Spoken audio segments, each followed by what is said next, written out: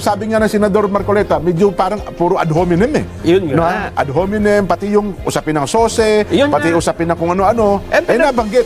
May sinagot naman siyang ilan. Oo. Pero karamihan noon, hindi, ikaw ganito eh. Pinakailaban niyo kay IG. Pumunta ka doon sa impeachment trial, ganito sinabi mo. Tapos nung ikaw eh ganito pa, yung sosi mo, ganyan. Oo. Ang pinag-uusapan nga, itinatanong, ay yung pamamaraan ng investigasyon ng Senate Blue Ribbon Committee.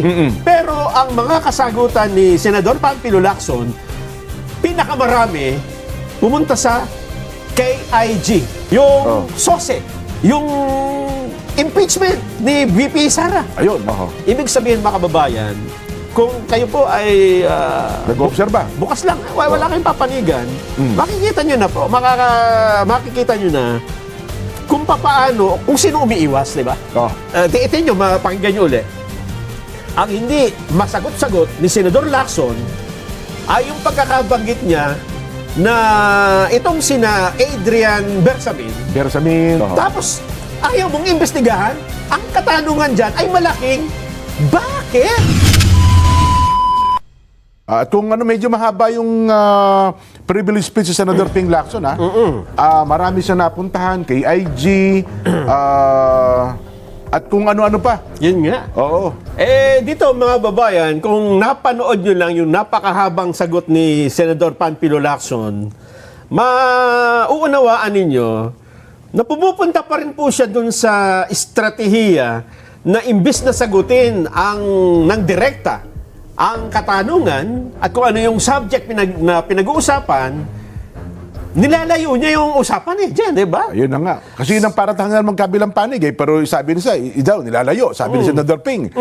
Pero kanina, kukumpara mo nga naman yung nangyari, yung kanina lang pag-usapan natin ay mukhang sabi nga ng Senador Marcoleta, medyo parang puro ad hominem eh.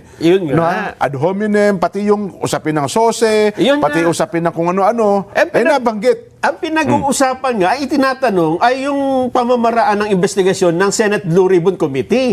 Pero ang mga kasagutan ni Senador Panfilo Lacson, pinakamarami, pumunta sa KIG. Kalayaan Island Group. Yan. Yung mga dagat-dagat yun. Yung ha? mga Yung West Philippine Sea. issue ni Senador Ping, Senador Yung SOSE. Yan. Ha? Yung Statement of Contributions and Expenditure, na ito naman ay nakapile na at dinididig na ng COMELEC. At kung alin-alin pa, yung impeachment ni VP Sara. Ayun, napunta na, nabanggit doon. din pala yun. Kung anong ginawa doon ni Senator Marcoleta. Oo. Nung si Senator Marcoleta ay congressman pa, noong binigyan ng dinidinig ang budget ng Vice President, yun din ang binanggit. Oho. Ang ibig sabihin dito, mga babayan, ang kay Senador Marcoleta, ang punto niya sa privilege speech, si Senador Lacson bilang chairman ng Blue Ribbon Committee at yung kanyang, ano yung laman ng kanyang tinrabaho. Sa loob ng nakalipas na mga buwan ng investigasyon.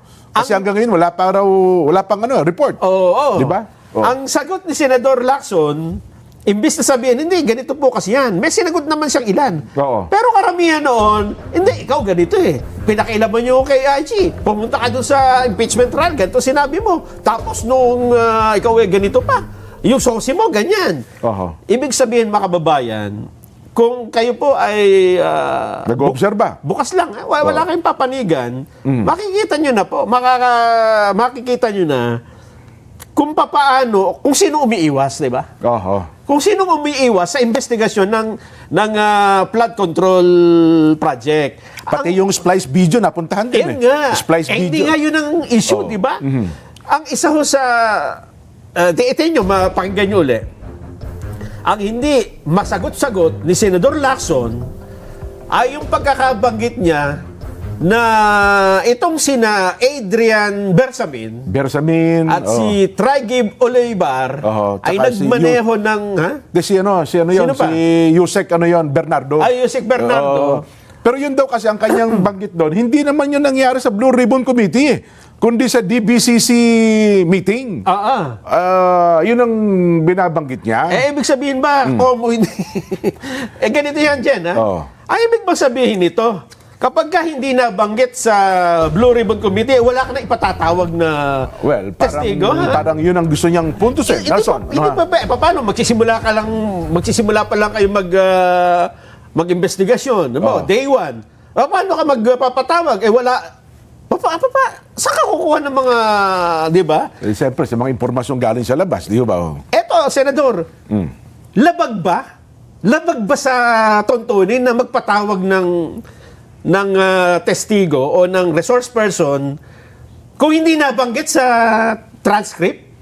Hindi ano eh. Yun ang kanyang punto di ba? Hindi yung tuntunin. Hindi. At pangalawa, Oo. ikaw mismo nagsabi, sa bibig mo mismo lumabas Oo. na ganitong nangyari batay dun sa testimonya o sinasabi Isang pagbubulgar pa ngayon pagbubulgar Oo. na parang sinabi mo, eto nangyari. Oo. Tapos, ayaw mong imbestigahan, ang katanungan dyan ay malaking, bakit?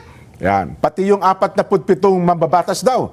Ayun pa. Oo. Bakit na wala man lamang binanggit kahit sino? Sabi niya, wala naman ako listahan. Wala naman sinabing pangalan. May nagsabi lang sa akin. Lalo na dapat na nagkaroon ka ng pag-iimbestiga dahil nalaman mo na meron Sino-sino yung 47 na yun? Oh? Sino bang natanong mo na sino yung 4 na po? Oo.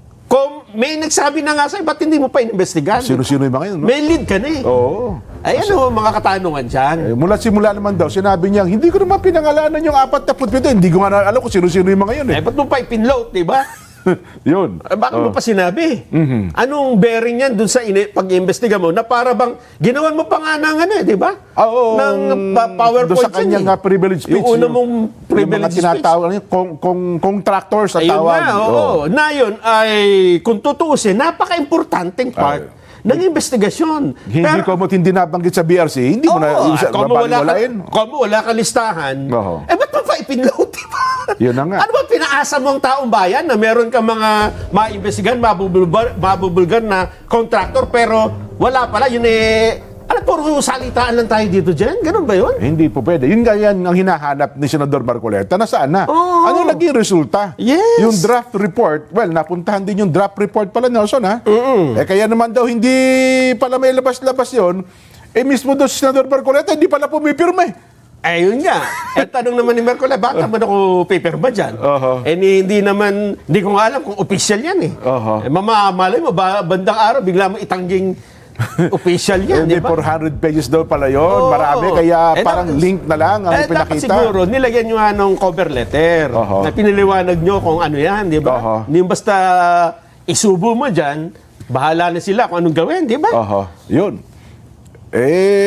Yun po. Naantabayan natin, Nelson, kasi maganda yung sagutan Yung paliwanagan Yung face-off. Pero hanggang nag-recess, almost 30 minutes na, Nelson, Sabi lang kayo na, 1 minute suspension. 1 minute Pero suspension. sa inyo, hindi na ibabalik yan yung ganon? usap. Kasi siyempre, medyo mainit na nga